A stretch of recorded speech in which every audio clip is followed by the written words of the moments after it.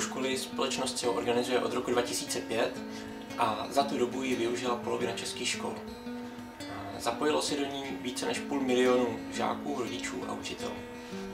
Zaměřuje se zejména na vztahy uvnitř školy, atmosféru, vztahy s rodiči, spokojenost rodičů, s informováním o výsledcích žáka a v neposlední řadě taky o bezpečnost ve škole.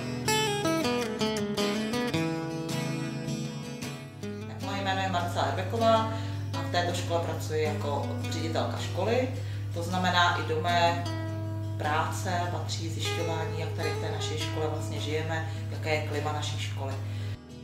My tady u nás ve škole se hodně zabýváme, hodně dbáme na to, abychom měli opravdu možná příjemné nebo příjemně pracovní vztahy na všech úrovních. Ať už je to směrem k učitelům, směrem k rodičům, směrem k žákům.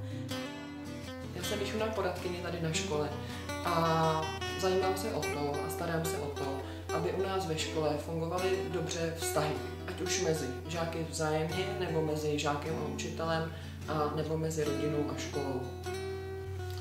Ke své práci potřebujeme informace. Potřebujeme platné informace a jedním ze zdrojů je právě mapa školy.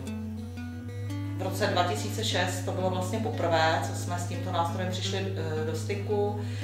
Ty data, která jsme pak následně z toho získali, se nám hodily pro naší další práci, pro plánování toho, co tady ve škole budeme dělat.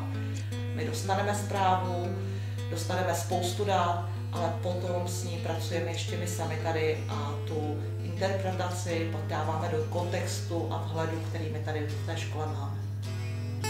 Pohled zvnějšku občas potřebuje každá škola a my vám nyní umožňujeme jej získat pomocí projektu Mapa školy.